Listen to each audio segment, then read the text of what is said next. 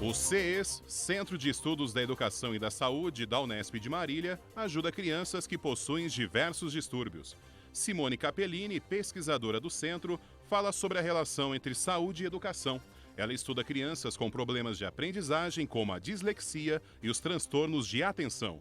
No laboratório, Simone e sua equipe investigam e descobrem precocemente os problemas e criam procedimentos buscando minimizá-los. O Ciência Sem Limites começa agora. Bem-vindas e bem-vindos. O Ciência Sem Limites está no ar. No programa desta semana, como vocês puderam ver na abertura, o assunto é saúde e educação. Essa relação entre esses dois temas tão distantes. Para falar sobre esse assunto, ao nosso lado, a professora Simone Capellini. Prazer em tê-la no Ciência Sem Limites, professora. Prazer é meu. Professora, relação entre saúde e educação. Conta pra gente esse objeto de pesquisa da senhora e de um grupo que a gente vai explorar na nossa entrevista, bastante multidisciplinar e bastante complexo e com muitas pesquisadoras. Esse tema é um tema interessante porque ele permeia todas as pesquisas que são realizadas dentro do LIDA, né, que é o Laboratório de Investigação dos Desvios de Aprendizagem. Ele é um laboratório que se situa dentro do Departamento de Fonoaudiologia, mas o seu funcionamento é dentro do CES, que é o Centro de Estudos da Saúde e Educação. Esse laboratório tem uma equipe interdisciplinar que recebe crianças da comunidade, principalmente de escolas públicas de ensino fundamental 1, para fazer avaliação e diagnóstico para tentar identificar o que causa o fracasso escolar. Então, a partir daí, a delimitação das linhas de pesquisa desse laboratório, ele se concentra na identificação precoce de crianças de risco, que geralmente são crianças que são avaliadas entre 5, 6 e 7 anos de idade, a avaliação e, por isso, uma linha muito forte, que é o desenvolvimento e elaboração de procedimentos de avaliação, que ainda no Brasil isso carece muito, né? A população de profissionais que trabalham com a criança com problemas de aprendizagem tem uma carência de procedimentos de avaliação e a linha de intervenção. E o que é o diferencial desse laboratório em termos de pesquisa é que ele conta com uma parceria muito grande internacional. Então, esse laboratório, para o desenvolvimento dessas avaliações e intervenções, conta com parcerias das universidades da Espanha, Inglaterra, Itália e França. Perfeito. Só para quem está nos vendo, está em casa, vocês detectam o problema de aprendizagem nas crianças em que faixa etária? De 6, 7 e início dos 8 anos de idade. Na verdade, porque o diagnóstico ou de dislexia, ou de distúrbio de aprendizagem, até mesmo de transtorno de atenção, ele não é feito antes dessa faixa etária. Por quê? Porque na realidade eu preciso, para chegar a um diagnóstico, né, que comprometa a aprendizagem da criança, eu preciso que a criança pelo menos ela seja submetida a 2 anos de escolarização formal. Então eu não posso dizer que eu tenho uma criança com um transtorno quando na realidade o que ela pode estar apresentando é só uma falha nesse processo de aquisição da leitura da escrita. E isso às vezes o tempo pode corrigir, né? Sim, sim. Ou pode mostrar que não é exatamente, falha ou pode, de aprendizagem. Exatamente. E agora no caso, para quem está nos vendo, é só em termos de aprendizagem escolar ou os pais já podem detectar alguma coisa e falar, ó, meu filho ou minha filha, minha criança, ela não tem a habilidade de aprendizado similar a uma criança da faixa etária dela? Na verdade, isso os pais já podem estar acompanhando desde o início da escolarização da criança na educação infantil. Então, isso pode acontecer quando essa criança está na pré-escola, né? E ela pode estar no momento em que inicia o desenvolvimento dessa relação entre a oralidade e a escrita. Né? Então, o que acontece dentro desse processo é, se os pais identificam que a criança apresenta trocas de fala, né? Se os pais começam a perceber que essa criança tem uma dificuldade de acompanhar as tarefas que são oferecidas para o professor em sala de aula, já começa a ter que chamar atenção para a procura de um profissional para ajudar essa criança na alfabetização. Para quem está nos vendo, tem algum tipo de diagnóstico mais evidente ou com mais frequência em relação a outros? Ou é, de uma maneira geral, todos são equilibrados, ou dislexia, ou hiperatividade, enfim, tem algum que se evidencia Na mais? realidade, infelizmente, né, em decorrência de como está hoje o nosso sistema político educacional, o que é mais evidenciado são as dificuldades de aprendizagem, o que erroneamente são muito confundidas com dislexia, com transtorno de aprendizagem ou até mesmo com transtorno atencional. Porque cada um é um diagnóstico. Isso, cada um é um diagnóstico, mas o problema é que as pessoas ainda têm uma dificuldade de pensar em como identificar rapidamente esses problemas. Porque veja, quando você parte para um estudo em campo, o que acontece? Às vezes de 180 crianças que apresentam algum problema para se alfabetizar, se você fizer um monitoramento, uma intervenção precoce, no final você vai perceber que apenas 4 ou 5 dessas crianças realmente apresentam transtorno. Pergunta né? que muita gente deve estar pensando. Os professores, os docentes, nessas salas de aula, eles têm capacidade ou são preparados para essa detecção? Eles não são preparados, mas os cursos de capacitação que são oferecidos pelo laboratório preparam os professores para isso.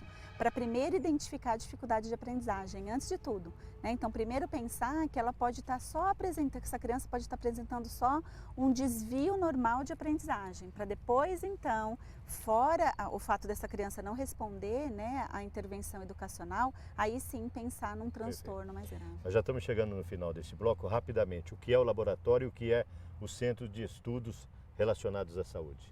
Então, o laboratório ele é um trabalho mais específico, né? O LIDA, ele só atende a população de crianças com queixa de aprendizagem e queixa de atenção, que se situa dentro do CES, que é maior, né? Porque ele atende centro, crianças, né? Exatamente, que ele atende crianças que têm vários tipos de alteração e adultos também, né? Então, desde casos neurológicos infantis até casos neurológicos em adultos. E é aberta à comunidade? Sim, é aberta à comunidade. Inclusive, há um sistema de triagem que é possível fazer o cadastramento para poder ser chamado para o atendimento. E dentro desse laboratório, a senhora atua com orientandas, com profissionais, com outras pesquisadoras que a senhora orienta, de que maneira? Sim, na verdade o laboratório conta com estudantes de iniciação científica, mestrado, doutorado e pós-doutorado, e conta também com uma equipe interdisciplinar, com neuropsicólogo, terapeuta ocupacional, pedagogo e fonoaudiólogo. Com verbas de fomento de que área? Sim, da FAPESP, do CNPq e da CAPES. A senhora permite que a gente converse com as suas orientadas? Sim, no vai ser um próximo prazer. bloco, né? E então o telefone, a gente pode divulgar também o telefone, está aparecendo na tela, do centro, e onde as pessoas, seja de Marília ou seja da região, podem interagir e podem entrar em contato e se beneficiar do serviço gratuito da universidade. Isso, é só entrar em contato e dizer que seria para o serviço do Laboratório de Investigação dos Desvios de Aprendizagem. Perfeito. O Ciência Sem Limites vai para um breve intervalo. No próximo bloco, nós vamos conversar com as orientandas da professora Simone Capellini. Para você contactá-la, o e-mail dela aparece aí no seu vídeo, na sua tela. É sacap, S-A-C-A-P, @uol.com.br. Se quiser saber um pouco mais, www.marilia.unesp.br. Clique em Departamento de Fonoaudiologia, e você vai contactar a professora Simone Capellini. Para interagir conosco, o e-mail também aparece aí na sua tela, cienciasemlimites@tvu.unesp.br. Para rever os nossos programas, www.tv.unesp.br. É um instante só, Ciência Sem Limites volta já já.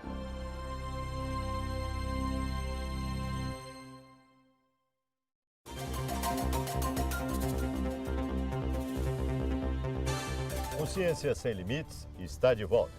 Conforme anunciado no bloco anterior, nós vamos conversar agora com as orientandas da professora Simone Capellini. Ao nosso lado está a Bianca dos Santos, que é mestranda aqui do programa de fonoaudiologia e já vem desde a iniciação científica.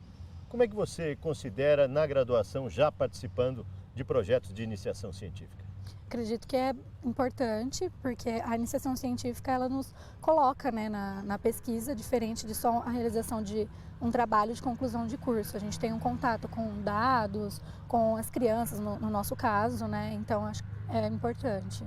Quer dizer, você, para quem está nos vendo, aconselha todo graduando participar de um programa de Sim, é uma iniciação. experiência completamente diferente de só um trabalho de conclusão de curso que é proporcionado para a gente. Agora no mestrado, que pesquisa ou no que você está trabalhando junto com os integrantes do laboratório da professora Simone Capellini? Agora eu estou realizando uma pesquisa, a elaboração de um protocolo de intervenção, né, com os escolares com dislexia, transtorno de aprendizagem, dificuldade de aprendizagem, um protocolo para ser usado na clínica mesmo. E onde você quer chegar com isso? Eu pretendo seguir a carreira acadêmica, terminando o mestrado, seguir para um doutorado, um pós-doutorado e... Seguir a carreira acadêmica. Seguir a carreira acadêmica.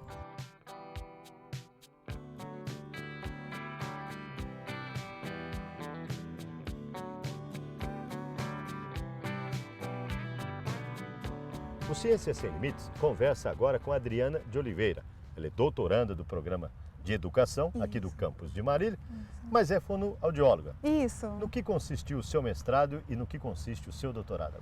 O meu mestrado foi a elaboração de um procedimento de compreensão de leitura que foi fruto do meu trabalho de iniciação científica. Foi quando uma eu estava continuação. Foi, porque a gente viu a necessidade de avaliar a compreensão das crianças pequenas, que a gente até então não tinha procedimento para avaliar. Que idade?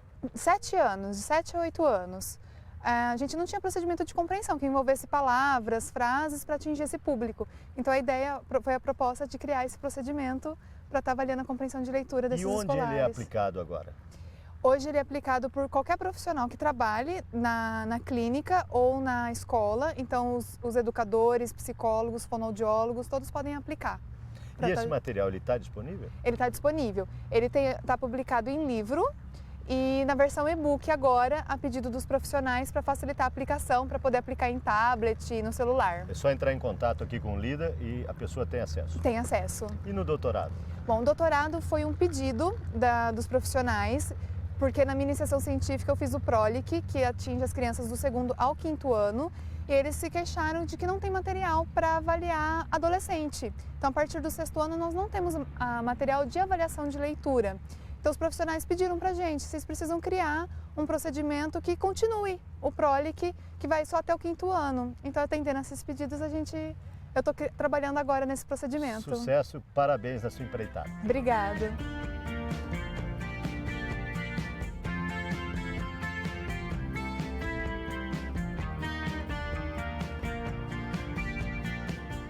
O Ciência Sem Limites conversa agora com a Gisele Germano.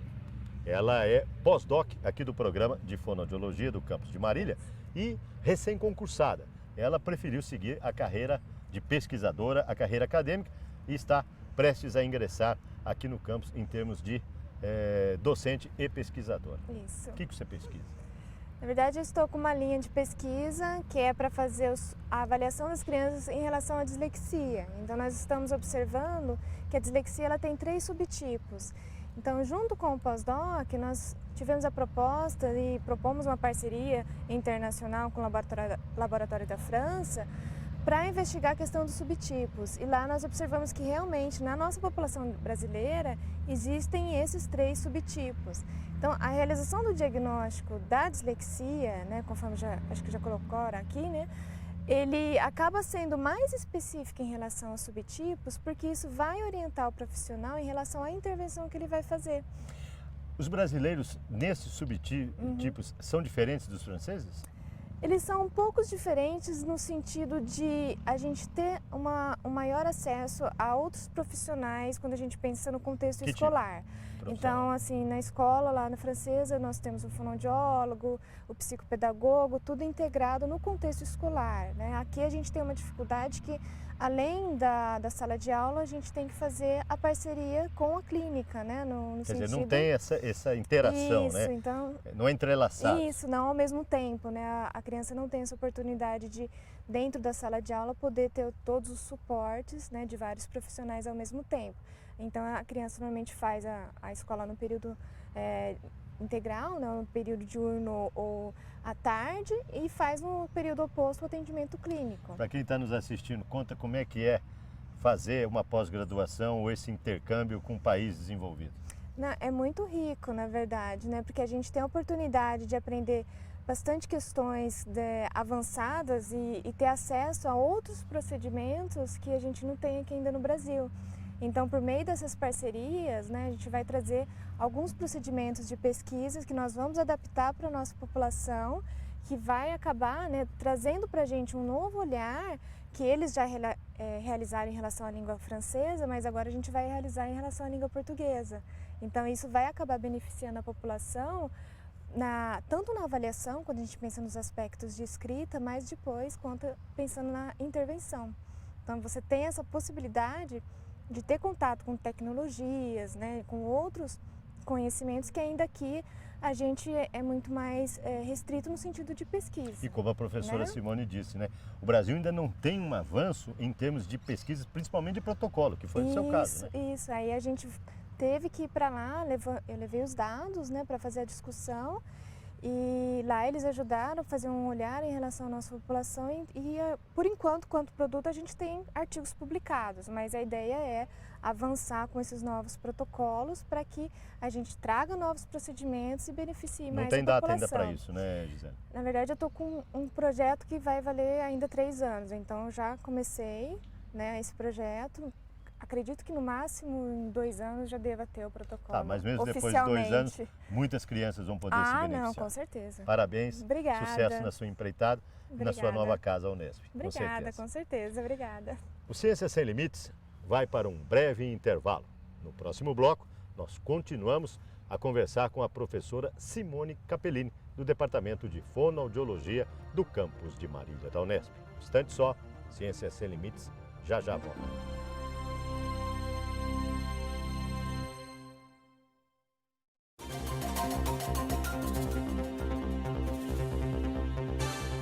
Ciência Sem Limites está de volta. Como vocês estão vendo, o assunto deste programa, saúde e educação. A relação entre esses dois temas. Para falar sobre esse assunto, ao nosso lado, a pesquisadora e professora Simone Capellini, do Departamento de Fonoaudiologia do campus de Marília da Unesp. Parabéns pela equipe, hein? São obrigada. Meninas esforçadas Demais. E que valorizam muito a pesquisa e o estudo. Uhum. Algumas delas já vislumbram até a realização de pesquisas no exterior. Sim. Conta pra gente esse intercâmbio que a senhora conseguiu com relação a outros países da Europa. Na realidade, a área de aprendizagem no Brasil ela ainda precisa de muitos avanços. Na área da fonoaudiologia, principalmente, nós não temos muitos instrumentos de avaliação e de intervenção. O nosso laboratório LIDA, ele faz exatamente isso, ele tenta suprir essa lacuna através de pesquisas científicas. Então, as práticas baseadas em evidência nos traz uma melhoria nas elaborações de programas de intervenção ou de avaliação. Desde o mestrado, ela já tem contato com as instituições internacionais. Nós vimos alunos da iniciação científica, começaram lá de baixo, né? Começaram. E aí, a importância disso é, por exemplo, o programa que nós trouxemos para o Brasil, que foi derivado de pesquisas com os Estados Unidos, né? Que é o modelo de resposta à intervenção, que ele é justamente o início da identificação precoce dos problemas de aprendizagem. Só para quem está nos vendo, quando se fala em intervenção, quer dizer, é a maneira de detectar o problema? Isso, porque na realidade a falta de resposta a uma intervenção precoce é que poderia já ser tomado como a presença do diagnóstico, né? E não é todo fonoaudiólogo que é capacitado para isso? Não, na verdade tem que ter a preparação. Tem que ter, porque a área de aprendizagem ela está dentro da fonoaudiologia educacional, né? Então faz parte do trabalho da fonoaudiologia educacional em qualquer país do mundo trabalhar com a identificação precoce. E esses convênios, a senhora já conseguiu convênios com quais locais e universidades? Na verdade, nós temos um convênio hoje atuante com a Universidade da Carolina do Norte, a Universidade Estadual, nós temos com a Universidade Estadual e Católica de Valência, com a Universidade de Grenoble e com a Universidade de Wales, na Inglaterra. Perfeito. Parabéns, então. Nós podemos dizer que em breve, alunas daqui do mestrado e doutorado, da qual o programa a senhora também ministra disciplinas, né? Vão poder fazer esse intercâmbio, realizar pesquisas lá fora. Inclusive na Itália agora, que é a mais recente cooperação internacional. Perfeito. Esse material que a gente está vendo, esses livros, esse material rico com livros, é resultado das suas pesquisas e do grupo? Conta pra gente. Então, existe uma iniciativa para que todo o trabalho de pesquisa que tem um financiamento do governo, né, através das agências CAPES, FAPESP, CNPq, que elas retornem para o público, né, retornem através de livros ou de testes para ajudar na prática clínica e educacional. Então, cada aluno ele pode ter o privilégio de estar colaborando com a comunidade através da divulgação do seu trabalho. E esse material chega até os professores da rede pública? Chega, né? Porque na verdade todos os anos nós temos um encontro, que é o encontro multidisciplinar de transtornos de aprendizagem e de atenção. E quem participa?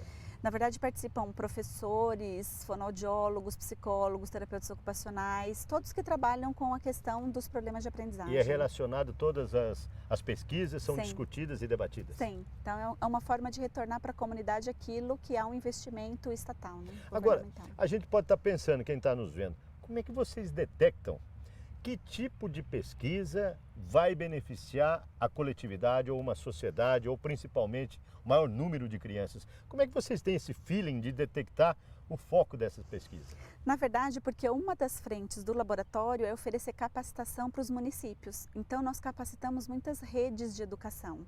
Então, as dúvidas, elas partem do anseio não só do pesquisador, mas da certeza que os professores também vão ser acolhidos na resposta das suas perguntas, que vem através dessas capacitações. Quer dizer, o profissional, o docente, o professor da rede pública, ele chega com uma questão que ele não sabe lidar. Sim. Ou responder a isso. Sim. E vocês descobrem Isso. os caminhos e montam toda a estrutura Da pesquisa. para relacionar a descoberta, né, de uma forma de Isso. sanar esse problema. Isso. E se há, na verdade, alguém na literatura internacional que pode nos ajudar com relação a isso, nós não medimos esforços para entrar em contato. Vocês vão atrás? Né? Nós vamos atrás. Puxa, né? parabéns, hein? E tem sido bem gratificante, porque sempre os países com os quais nós temos a cooperação, sempre nos ajudam muito, né? Tanto que as pesquisas, tanto que os livros, os materiais, sempre tem a participação deles. Curiosidade, as crianças com os problemas de déficit de aprendizagem brasileiros são similares a de outros países? Sim, são.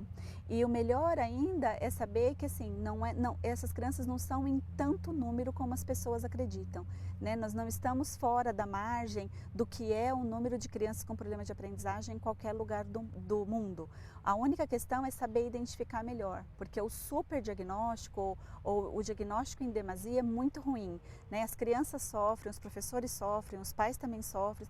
Então, realmente, cuidar do material que vai ser utilizado para avaliação dessas crianças é muito importante. Mas ele tem que ser muito preciso Tem. para que não haja perda ou prejuízo da criança e dos familiares. Exatamente. E os familiares, dentro dessa pesquisa, a gente falou muito na área educacional. Qual a influência dos pais em termos de detecção e também de, entre aspas, fisioterapia, no caso de melhoria da condição do aprendizado? Na realidade, são fundamentais, né? Os pais... Vocês trabalham os pais também? Sim, eles passam por capacitação de como entender melhor qual é o problema dessa criança, como ajudá-las dentro de casa, né? Porque eles vão ter problema na hora de realizar as tarefas, o que o professor solicita para ser realizado enquanto continuidade educacional.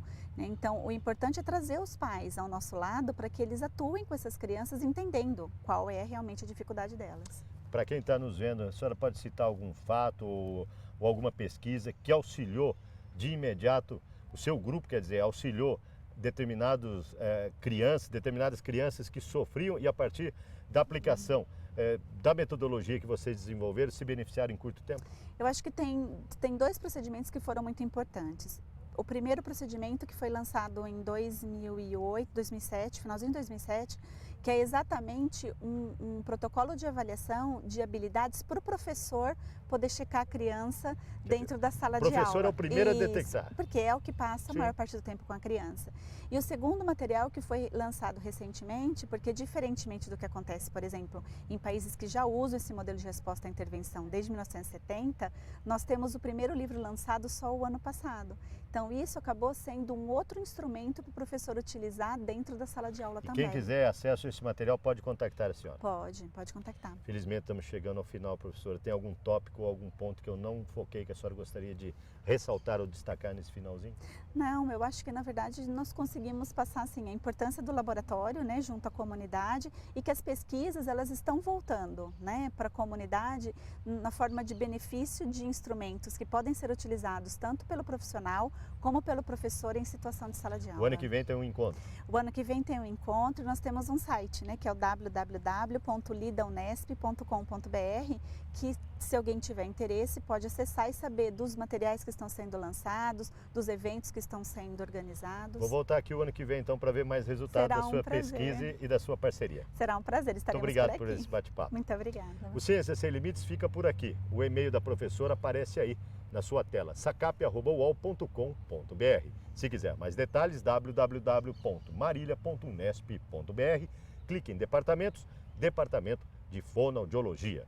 O Ciência Sem Limites, www.tv.unesp.br.